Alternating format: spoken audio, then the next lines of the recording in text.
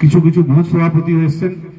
গতকালই আমরা একটা বড় মিছিল করেছি এবং তারপর ঠিক আবার আজকে সবাইকে ডাকা, এবং আজকের পর আবার কাল নমিনেশনের জন্য আবার আমাদেরকে জমায়েত করতে হবে।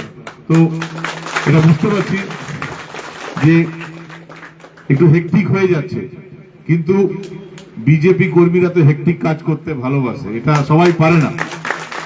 এবং আমি এটা বলার কথা শুধু না, এটা গর্ব করে বলতে পারি যে যতজন কর্মী বিজেপির হয়ে কাজ করছেন 2021-এ তার 80% যারা কর্মী আছেন তাদের উপর 2021-এ নির্বাচনের পর কোনো না কোনো ভাবে তাদেরকে প্রতারিত করা হয়েছিল, তাদের উপর অত্যাচার করা হয়েছিল, তাদের কষ্ট দেওয়া হয়েছিল। এবং তৃণমূল কংগ্রেস ভেবেছিল যে হয়তো বিজেপি শেষ, পাণ্ডবেশ্বরে বিজেপি শেষ। কিন্তু লাস্ট 3 মাস ধরে আপনারা যেভাবে ঘুরে দাঁড়িয়েছেন, যেভাবে আপনারা চোখে চোখ রেখে লড়াই করছেন, আপনাদের এই যে মনোভাব সেটাকে আমি কুর্নিশ জানাই, আমি স্বাগত জানাই।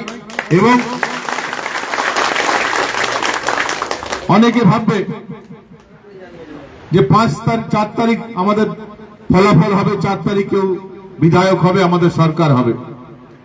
কেউ কেউ ভাববেন যে এটাই আমাদের ফাইনাল, কিন্তু আমি প্রত্যেক জায়গায় বলছি 4 মে ফাইনাল না, এই নির্বাচন আমাদের সেমি ফাইনাল।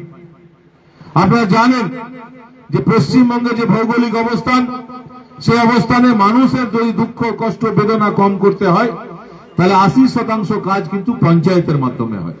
পঞ্চায়েত মুখিয়া হোক, সমিতিতে হোক, জেলা পরিষদ হোক, তাদের মাধ্যমে সব কাজ হয়। আপনারা আমাকে বিধায়ক করছেন ঠিকই, আপনারা বিজেপিকে বিধায়ক করছেন ঠিকই, কিন্তু এই বিধানসভায় 2 লক্ষ ভোটার কি সমস্যা আমি সমাধান করতে পারবো? কোনোদিন পারবো না।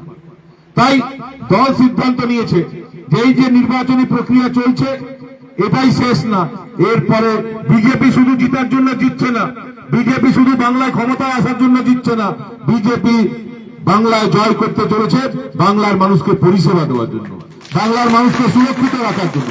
এবং সুরক্ষার বিষয়টা তো নিশ্চয়ই আমাদের সরকার দেখে নেবে, কিন্তু মানুষকে যে পরিষেবা দেওয়ার ব্যাপার, সেটা যতক্ষণ পঞ্চায়েতে আমরা আপনাদেরকে না পাঠাতে পারছি, যতক্ষণ আপনারা কেউ প্রধান, কেউ উপপ্রধান, কেউ সমিতি কর্মাধ্যক্ষ, কেউ জেলা পরিষদে না যাচ্ছেন, ততক্ষণ ঠিক করে আমরা কাজ করতে পারবো না।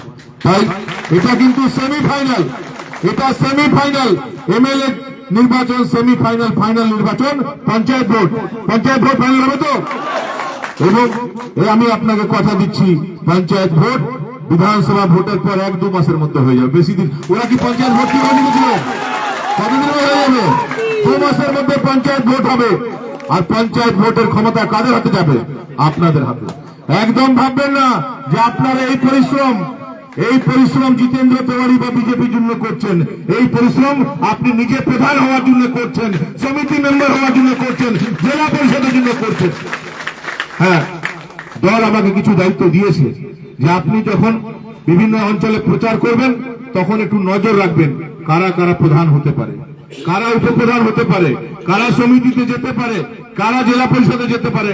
আমাকে বলেছে দল যে যখন 2 মাস ধরে আপনি প্রচার করবেন, বিভিন্ন অঞ্চলে কর্মীদের পারফরমেন্স দেখে গোপন একটা রিপোর্ট দলের নেতাদের কাছে দিয়ে দিতে হবে যে এই কর্মী খুব ভালো কাজ করেছে, একে প্রধান করা যেতে পারে, এই কর্মী খুব ভালো কাজ করেছে, একে সমিতিতে পাঠানো যেতে পারে, এই কর্মী খুব ভালো কাজ করেছে, একে জেলা পরিষদে পাঠানো যেতে পারে।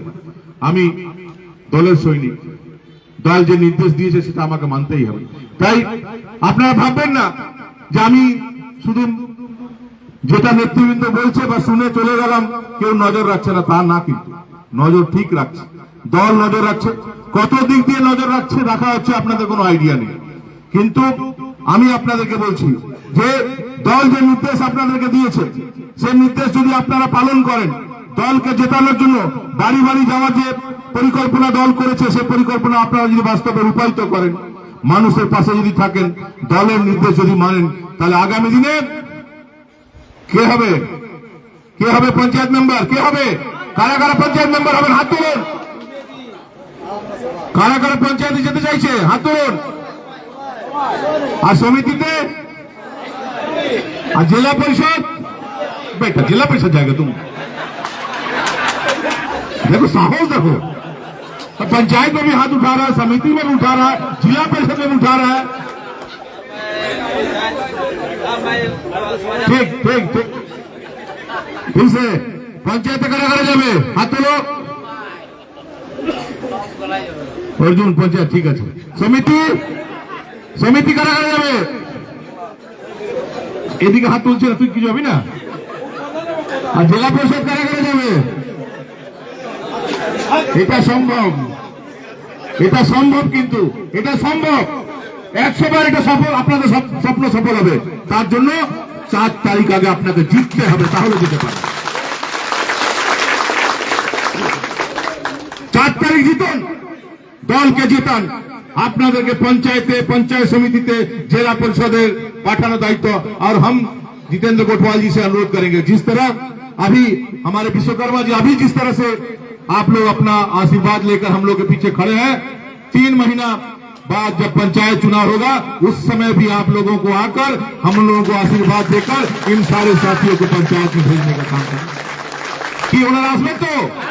আমি आगाम आमंत्रण জানাতে পারি তো, बोलते पारी तो कि आप लोग को आना होगा। आने का मुंह रखिएगा तो, आप लोग आने का मुंह रखिएगा तो। ऐसे हेरे गेले কি আসবেন? হ্যাঁ হেরে গেলে কি আসবেন? জিতলে আসবেন তো, পঞ্চায়েত ভোটে আসবেন তো। তাহলে আপনারা কথা দিন, আপনারা কথা দিন যে আমরা জিতবো আর পঞ্চায়েত ভোটে ওনারা আসবেন, পঞ্চায়েত ভোটে বিভিন্ন অঞ্চলে ওনারা প্রচার করবেন, ওনাদের নেতৃত্বে আমরা পঞ্চায়েত দখল করবো। করবো তো? করবো তো? এবং আমার দৃঢ় বিশ্বাস যে আপনারা যে কথা দিচ্ছেন, আপনারা যে কথা বলছেন, এটা যদি আপনারা রাখেন আগামী দিনে কিন্তু জয় নিশ্চিত নিশ্চিত নিশ্চিত। সবাই সুস্থ থাকবেন, সবাই ভালো থাকবেন। আগামী কাল আমাদের নমিনেশন আছে, দল বলেছে নমিনেশন করতে।